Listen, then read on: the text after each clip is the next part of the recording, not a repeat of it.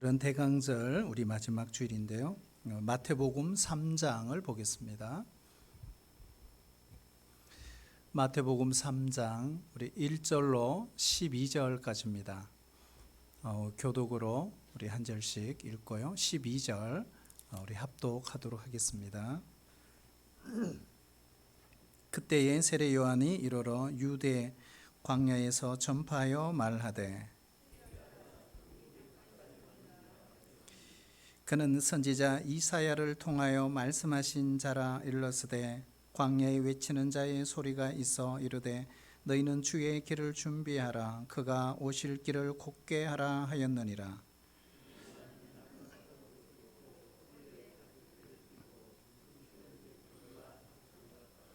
이때 예루살렘과 온 유대와 요단강 사방에서 다 그에게 나와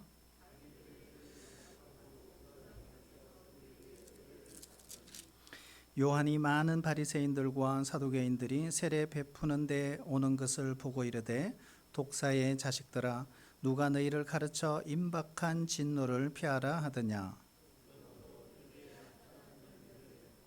속으로 아브라함이 우리 조상이라고 생각하지 말라. 내가 너희에게 이르노니 하나님이 능히 이 돌들로도 아브라함의 자손이 되게 하시리라.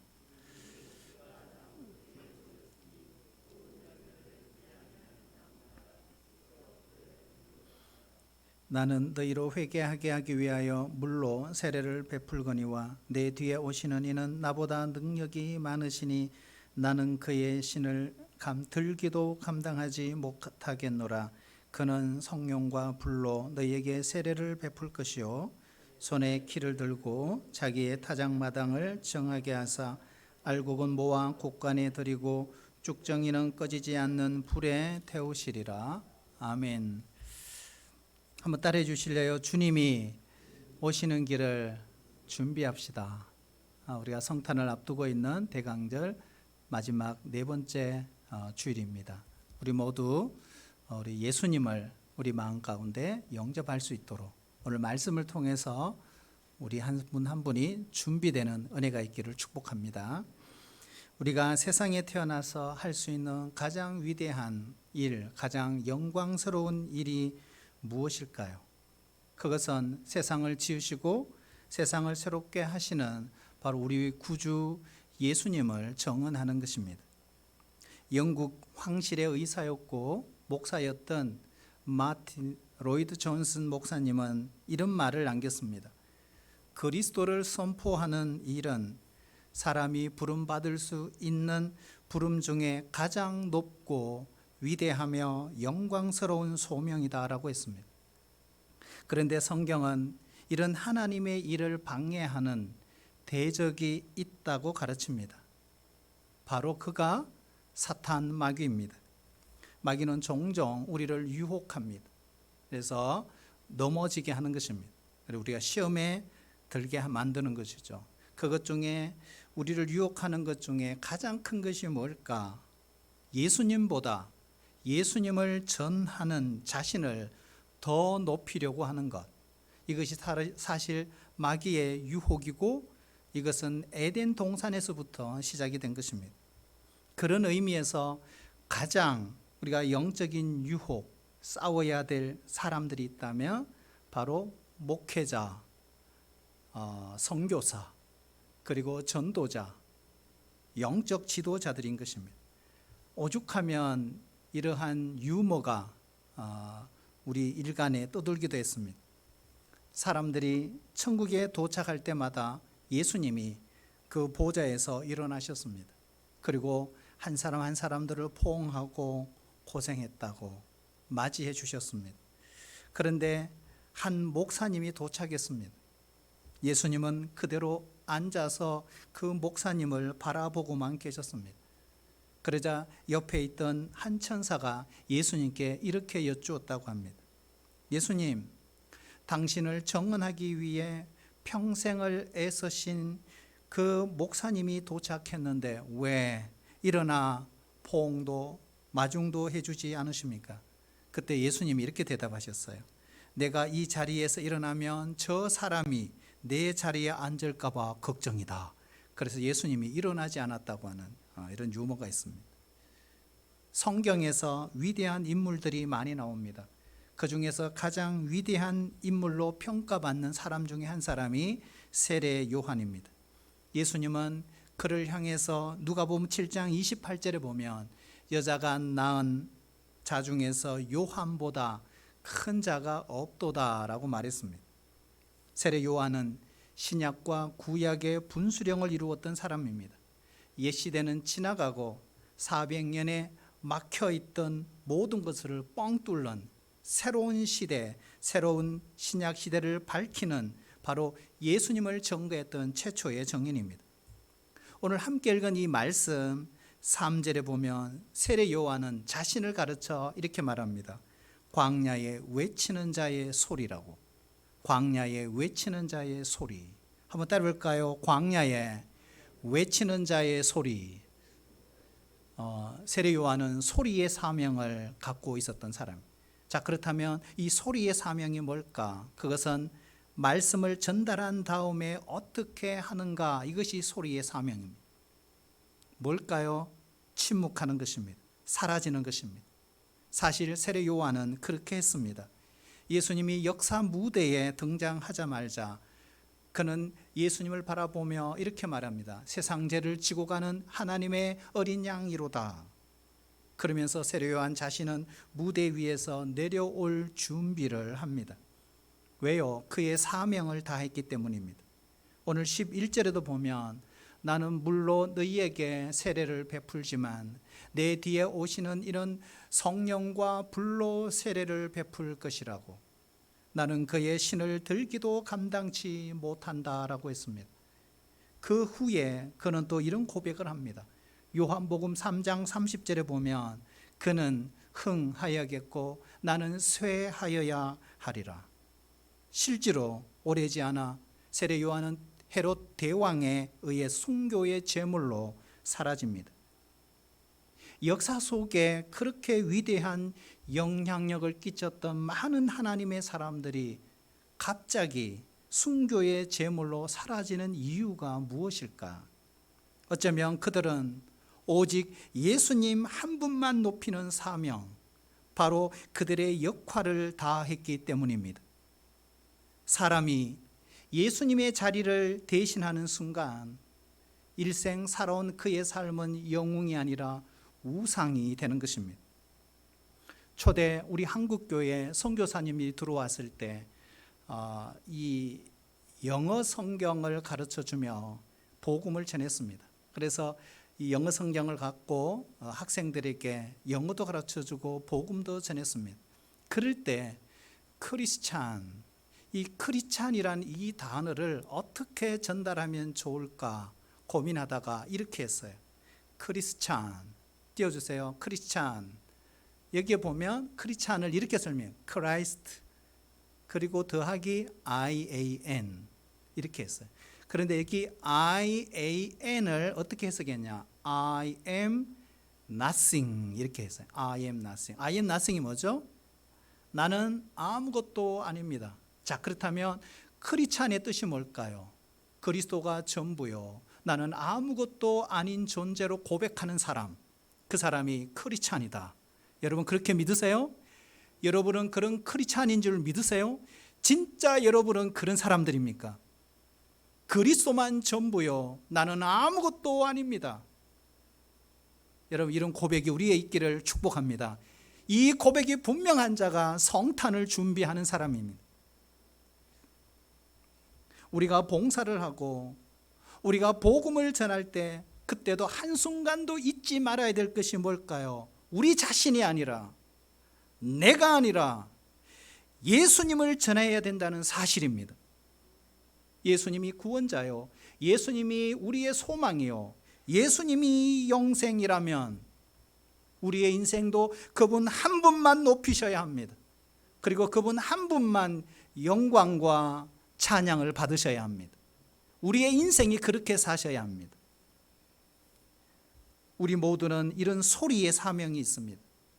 말씀이신 그 예수님이 우리의 주인이십니다. 우리는 이 말씀을 전달하도록 택함받은 오늘날 광야의 소리들입니다. 여러분 믿으세요? 광야의 소리.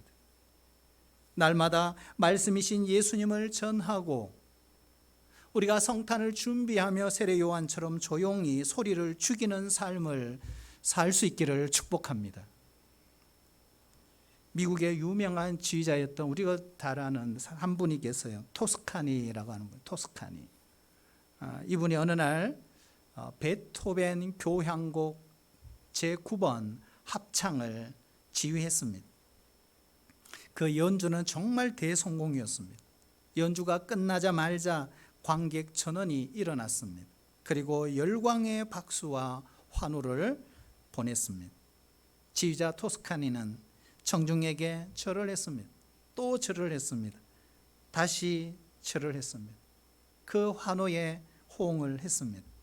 그리고 훌륭한 그 연주자들을, 오케스트라 단원들을 일어세우고 합창단을 일으켜 세워서 같이 담례를 했습니다.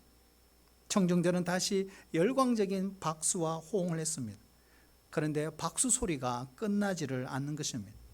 그래서 토스카니는 다시 무대 중앙으로 나와서 폭풍 같은 함성과 박수를 또 받았습니다. 그런데 사람들의 그 박수 소리가 잦아들 그쯤 토스카니는 갑자기 이렇게 외쳤다고 합니다. 그리고 반복해서 외쳤다고 합니다. 뭐라고 했을까요? 신사숙녀 여러분, 저는 아무것도 아닙니다. 그리고 나서 그런 다시 오케스트라의 단원들, 그리고 합창단, 그리고 거기에 참여했던 모든 관객들을 둘러 한번 보았습니다. 그리고 그는 다시 이렇게 외쳤습니다. 신사숙녀 여러분, 여러분도 아무것도 아닙니다. 사람들이 갑자기 조용해졌습니다. 그럴 때 토스카니는 다시 한번 힘을 다해 이렇게 외쳤다고 합니다. 베토벤, 그만이 모든 것, 모든 것, 모든 것입니다. 이렇게. 여러분, 언젠가 우리도 결산할 날이 올 것입니다. 그리고 주님의 보좌 앞에 서는 그 순간 우리 모두도 이렇게 외쳐야 되지 않겠습니까? 뭐라고요? 나는 아무것도 아닙니다. 당신도 아무것도 아닙니다. 오직 예수 그분만이 우리의 모든 것이 되십니다. 요한은 주님이 오시는 그 길을 준비하면서 그가 외쳤던 메시지는 간단합니다. 그러나 그 이후의 스토리도 아주 많아요. 그의 핵심 메시지가 뭘까요? 회개하라, 천국이 가까이 왔느니라. 유대인들은 이런 생각을 했어요. 자신들은 천국의 1번 타자로 입성할 거라고. 그러나 오늘 말씀에 보면 세례 요한은 이방인을 향해서 한 말이 아닙니다. 유대인들을 향하여 뭐라고요? 회개하라, 이렇게 외쳤던 거예요. 어쩌면 이것은 충격, 어쩌면 이거는 그 당시에 혁명적인 메시지였습니다. 천국에 들어가는 그 조건이 뭐예요? 회개하라는 거예요. 여러분, 회개가 무엇입니까? 회개는 눈물이 아닙니다. 회개는 뉘우침이 아닙니다. 회개는 돌아서는 거예요. 따를까요? 회개는 돌아서는 것입니다. 이걸 유턴이라고 해요. 유턴. 지금까지 아무리 착한 성품으로 살아왔다고 해도 회개한 사람은 자꾸 거꾸로 자신의 삶을 적용하며 사는 사람입니다. 지금까지 나의 삶과 완전히 반대로 사는 것, 이것이 회개입니다. 회개. 어떤 자매가 결혼을 했어요. 시집을 갔죠. 그래서 시집살이를 하면서 아무 소리도 하지 않고 시부모가 하는 대로 네, 착한 컴플렉스 가진 며느리, 그렇게 살았다고 하는 거예요. 외출도 하지 말라고 하면 네, 안 했어요. 전화를 통화하다가도 그만 끊어, 네, 끊었어요. 교회 가지 말라고 하면 네 하고 교회도 안 갔다고 합니다.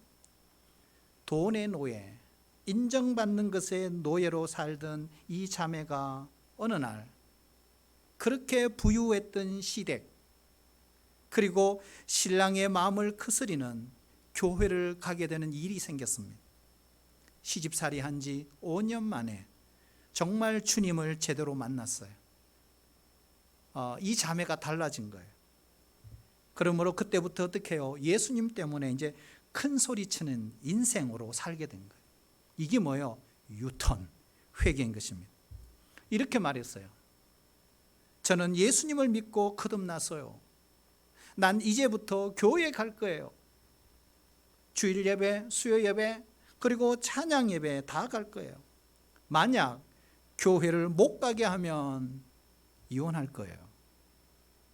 유턴. 하나님 때문에 거룩한 배짱이 생겨 외칠 수 있었던 것입니다. 그러니 시댁에서 어떻게 해요? 이렇게 나왔대요. 그래, 가거라. 결국 그동안 노예로 사는 동안 그는 이 마음에 믿음의 확신이 없었던 거죠. 그렇게 살 수밖에 없는. 근데 여러분, 우리가 반대도 생각해 봐야 돼요. 맨날 큰 소리 치는 사람들이 있죠. 큰 소리 치는, 볼륨 높은 사람들. 이런 분들은 예수님 믿었다면, 정말 진정으로 주님을 제대로 경험했다면 좀 잠잠해져야 합니다. 잘난 척하는 사람이 있다면 태도가 바뀌어요. 겸손해야 돼요. 이것이 유턴이에요. 회개예요. 한번 따라할까요? 회개는 유턴입니다. 유턴, 돌아서야 돼요. 내 자신의 자율적인 그 성품에서 완전히 반대로 돌아서는 것, 이게 회개예요. 회개. 세례 요한 하면 오늘 본문에 보면 청렴한 사람의 대명사로 불리기도 합니다. 광야에서 정말 청렴한 삶을 그는 살면서 메시지를 외쳤습니다. 여러분, 그 청렴한 삶이 수많은 사람들을 추종하는 원인이 되었을까요? 신학을 공부하고 목사가 되고 외적으로 청렴한 삶을 살아도 그 자체가 교회를 개혁하는 것은 아닙니다. 진정한 개혁은 뭘까요? 한번 따라해 주세요. 하나님 앞에 죄를 깨닫는 것입니다. 이게 개혁이란 말이에요. 오늘 6절 말씀에 보면 자기들의 죄를 자복하고 라고 했어요. 자기들의 죄를 자복하고. 수많은 사람들이 그에게로 왔습니다. 청렴함 때문일까요? 제사장의 가문에서 태어난 이 세례 요한이 약대 토롯을 입고 허리에 가죽띠를 띠고 메뚜기와 석청을 먹는 이 빈들의 영성이 수많은 사람들을 추종하게 했을까요? 그렇지가 않습니다. 뭘까요? 오늘 본문에 보면 자기들의 죄를 자복하기 위해 왔다고 했습니다. 그래서 세례 요한의 사명은 뭐예요? 죄를 보게 하는 거예요. 죄를 보게 하는 것. 주님이 오시는 길을 준비하는 자의 사명입니다. 여러분, 이번 한 주간 우리가 성탄을 준비하며 우리 자신의 죄를 볼 수 있기를 축복합니다. 이것이 뭐예요? 대강절입니다. 구원의 첫 단추는 자기 죄를 보는 것입니다. 당시 사회의 기득권층이었던 바리새인, 사두개인들을 향하여 오늘 세례 요한이 뭐라고 합니까? 독사의 자식들아, 회개에 합당한 열매를 맺어라. 아브라함의 자손이라고 생각하지 말라. 하나님은 이 돌들로도 아브라함의 자손을 만들 수 있느니라.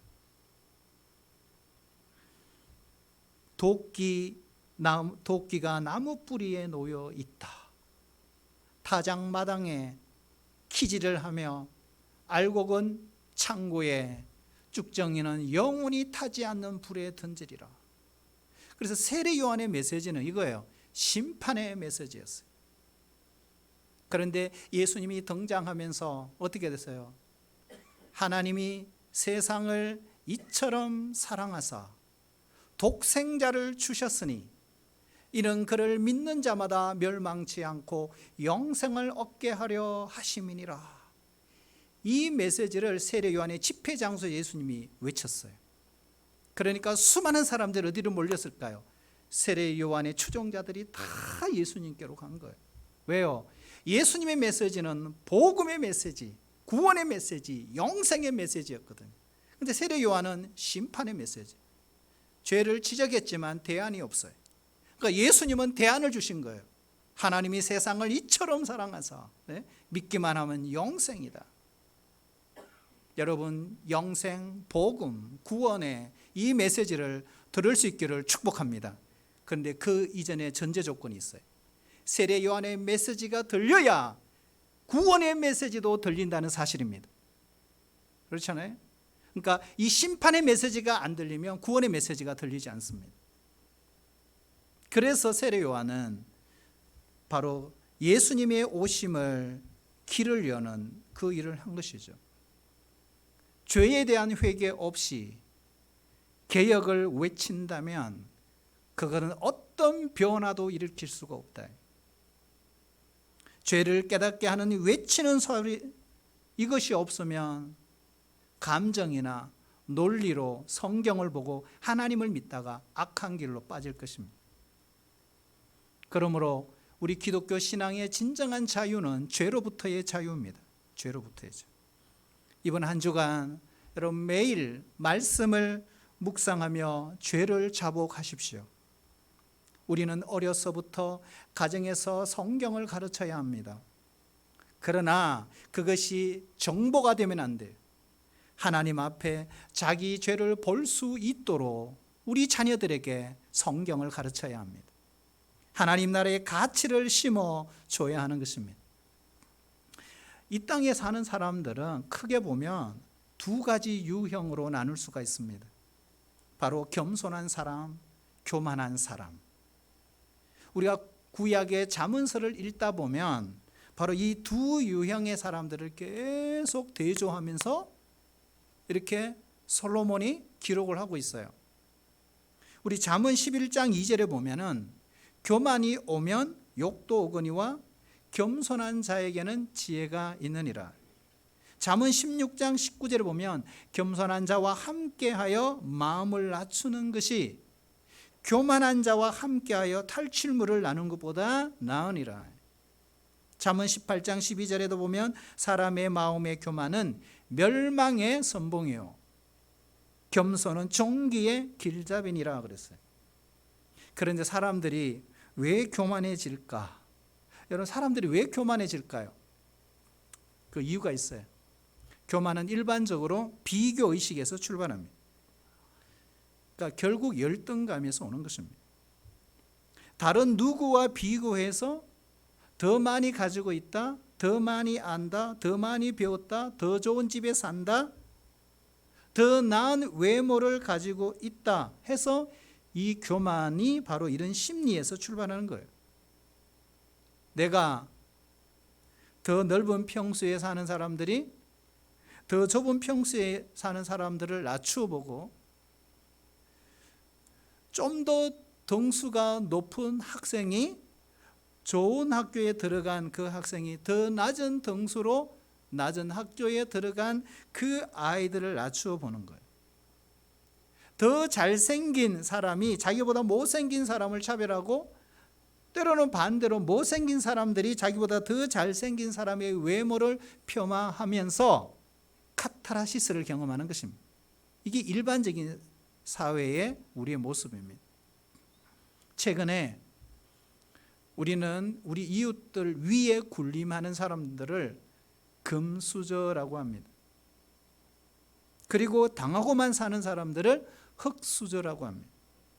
결과적으로 보면은 우리 사회는요, 교만한 사람들이 오히려 성공한 대상으로 간주되고 있는 것입니다. 그러나 성경은 그렇지 않아요. 성경은 언제나 일관적입니다. 교만을 정죄하고 겸손을 높입니다. 하나님은 교만한 자를 물리치시고 겸손한 자에게 은혜를 베푸시느니라 그랬어요. 왜 하나님은 교만을 대적할까요? 그것은 성경이 이렇게 말해요. 교만의 근원이 마귀이기 때문입니다. 하지만 반대로 겸손의 근원은 예수님이세요. 예수님도 친히 이렇게 말씀하십니다. 나는 마음이 온유하고 겸손하니. 오늘 말씀도 보면 예수님보다 6개월 먼저 온 세례 요한은 예수님을 증거했어요. 예수님을 가장 닮은 한 사람, 그 사람이 누구예요? 세례 요한인 것입니다.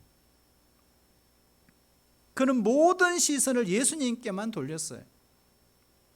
여러분, 예수님이 우리 눈에 확 보일 수 있기를 축복합니다. 눈을 감아도 예수님, 눈을 떠도 예수님. 내 삶 속에 모든 생활 속에서 예수님이 묻어나야 돼요. 나라는 존재는 없어져야 돼요. I am nothing. 우리는 something이 아니에요. I am nothing. 아무것도 아닌 거예요. 나는 쇠하여야 합니다. 예수님만이 흥해야 합니다. 인기 없는 사람의 입에서 세례 요한처럼 이런 말이 나왔다면 누가 믿겠어요? 하지만 요한은 그 당시 가장 강력한 영향력을 가진 사람이에요. 온 유대지방, 예루살렘, 그의 영향권에 안 있는 사람이 없을 정도였어요. 얼마나 많은 사람들이 그에게 세례를 받았을까? 성경학자들은 이걸 연구하는 사람들, 어떤 성경학자는 약 30만 명 정도 추정으로 하고 있어요. 이 한 사람의 그 끼쳤던 영향력 얼마나 큰 인기입니까? 그런데 어느 날 예기치 못한 일이 딱 터졌어요. 뭘까요? 바로 세례 요한을 따르던 사람들이 예수님께로 가기 시작하는 거예요. 그러면서 요한의 제자들이 이렇게 말해요. 선생님, 섭섭하지 않으세요? 사람들이 다 예수님을 따라가요. 여러분, 이 세례 요한의 제자 중에 세례 요한의 메시지를 듣고 있던 제자 중에 대표적인 사람이 바로 요한복음 1장에 나오는 제자들이, 베드로, 요한, 야고보, 안드레, 나다나엘.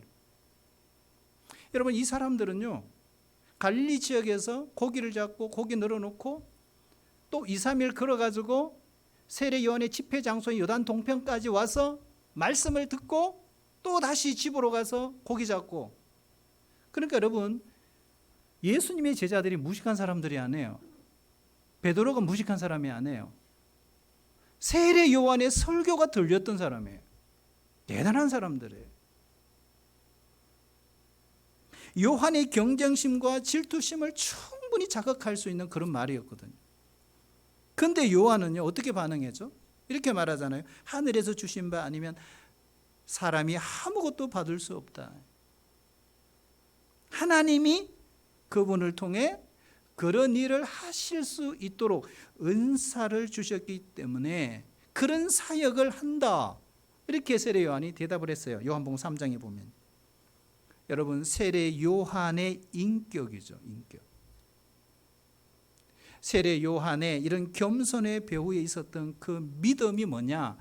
하나님의 주권적인 은사에 대한 신뢰가 있었어요.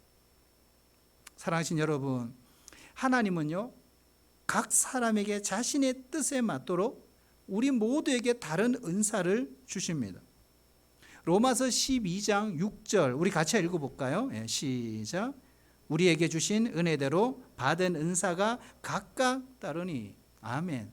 은사는 하나님의 선물이에요. 하나님의 뜻을 이루고자 일꾼들에게 각각 다르게 다양한 은사를 주셔서 사역을 하게 하신 거예요. 그래서 부르심이 달라요. 부르심이 달라요. 내게 주신 은사를 따라 내 몫에 그 사역을 감당하기만 하면 되는 거죠. 우리가 마지막 날 심판 때 우리의 인생의 주인이 되신 그 하나님이 이렇게 말씀하실까요?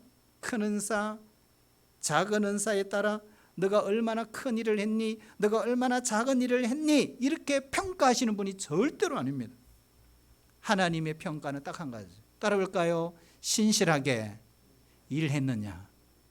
이거예요. 신실하게 일을 했느냐.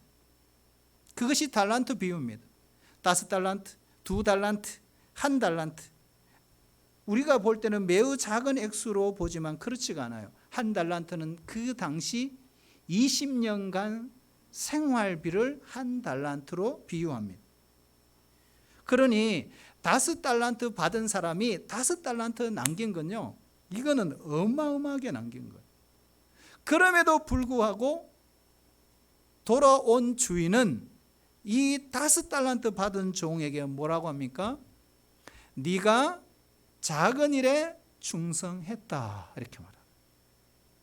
여러분, 하나님이 보시는 관점이에요. 전능하신 하나님에게는요, 큰 것도 작은 거고 작은 것도 작은 거예요. 그러므로 크냐 작으냐 이게 아니에요. 문제는 성실이에요. 각자 자신의 은사에 따라 성실하게 살면 그것으로 충분해요. 충분해요.